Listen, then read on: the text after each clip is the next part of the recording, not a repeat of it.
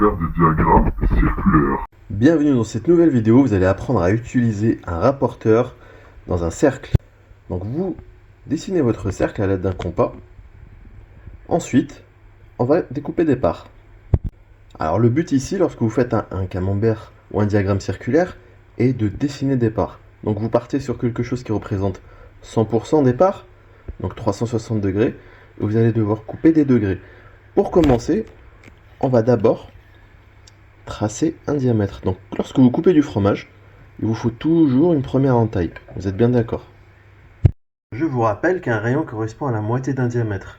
Beaucoup d'entre vous confondent les deux. Donc vous ne dessinez qu'un simple rayon. Donc ensuite vous posez votre rapporteur. Donc vous voyez la pointe, vous la posez au niveau du centre du cercle et vous prenez bien garde à ce que cette ligne-là qui correspond au rayon soit droite et aille au niveau de votre rapporteur, de la ligne droite du rapporteur. Maintenant, si on veut prendre un angle de 60 degrés, regardez, vous avez deux lignes. Ici, ça commence par 0, ici, ça commence par 180. Vous allez bien sûr prendre la ligne qui correspond à 0, parce qu'on démarre d'ici. Vous pouvez faire une soustraction ici, c'est un petit peu plus compliqué, mais là, il vaut mieux le prendre ici. Donc ça démarre, donc vous voyez que ça va de 0. Ici, par exemple, on veut faire 60 degrés, donc 60 degrés, ça va correspondre à ici. Hop, on laisse une petite trace. Ensuite, on peut tracer notre ligne. Alors cette ligne, vous pouvez la tracer aussi avec votre rapporteur. Vous voyez, ma trace est juste là. Et ensuite, on n'a plus qu'à tracer un autre rayon qui correspond à cette ligne.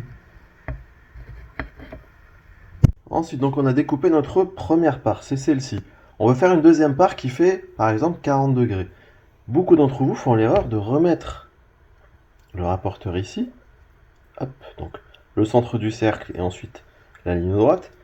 Et ensuite de me tracer les 60 degrés ici. Donc ils ne se trompent pas, ils prennent bien la première ligne et me font les 60 là. Ou si on prenait 40 par exemple, ils me les font ici. Mais le problème c'est que vous allez découper dans une part qui déjà n'existe plus.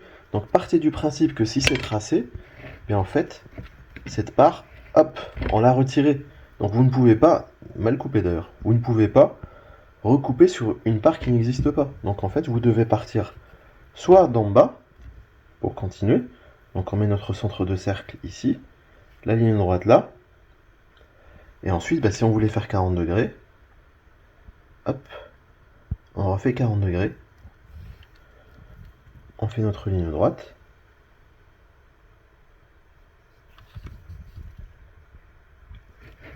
et voilà.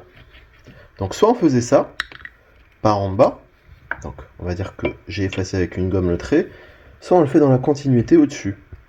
Mais il faut vraiment partir du principe que cette partie-là, une fois qu'elle est dessinée, on ne retrace plus dessus, elle n'existe plus. Donc voilà, on fait comme ça. Et cette fois-ci, on prend 40 degrés, vous voyez, on regarde sur la ligne du bas, paf, et c'est ici. Et on trace notre ligne. De même, vous avez remarqué, quand on le fait de ce côté, donc imaginez qu'on ait eu notre trait de rayon ici, et on aurait lu, pareillement, ici, nos degrés. Donc voilà, j'espère que vous avez compris. Par contre, si vous voulez que je vous explique pourquoi est-ce qu'un diagramme circulaire, on appelle ça aussi un camembert, là honnêtement, je vois pas. Je vois pas d'explication.